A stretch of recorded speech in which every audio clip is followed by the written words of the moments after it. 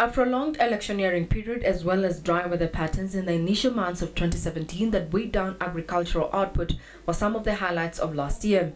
With this in the past, economists at Stanbic project that this year will be better compared to last year.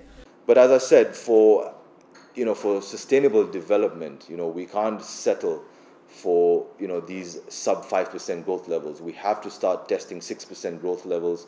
And we think, I know it could be contentious, but we think that GDP growth will expand by 5.6% in 2018. Admittedly, I agree that historically, when you look at the business cycle in Kenya, there's always a bit of a sluggish recovery when we have a bit of an economic shock.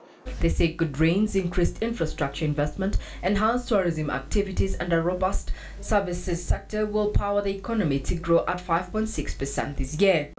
We all thought, when we met last year in January 2017, we all thought that given the anxiety around elections, it's very likely that tourism arrivals would decline because, there's a fair amount of political risk, and given the track record that Kenya has around elections, tourists won't actually flock in.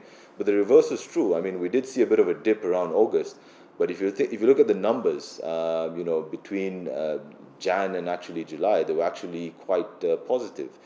2 days ago, economists at Barclays Bank projected a 5.5% economic growth for the country this year, noting that the rate of inflation is likely to spike in the second half of this year as a result of high fuel prices. But I think as East Africa in general, what we have to acknowledge is that yes, the value of oil will be higher, and that means that we're going to be importing a lot more on our current account. But for that to sustainably put pressure on our deficits, as I'm going to speak about, things like the consumption of petroleum fuels also has to go up. So the oil price could go to 75, and if the economy is not overheating, if demand for domestic demand is subdued or muted, I don't think that's something that we should all get worried about. This is something that economists at Stanbic concur. From the rains that we just got in November, they have been good.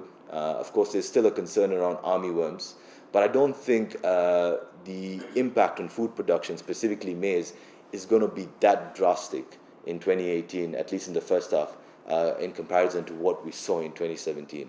They project that the current account deficit will narrow to 5.6% of GDP this year from about 6.5% last year due to a decrease in demand for food and machinery imports.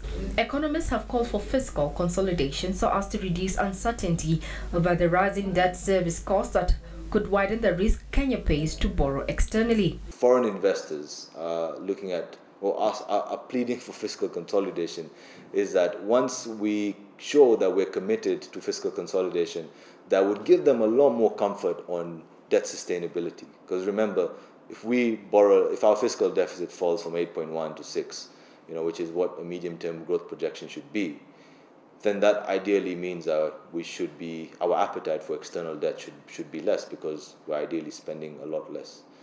They urged commercial banks to work with the regulator to find a common ground on interest rates so as to increase credit to the private sector. The mutual benefit of banks, citizens, and also the mutual benefit of the government, we actually need to do away with this cap.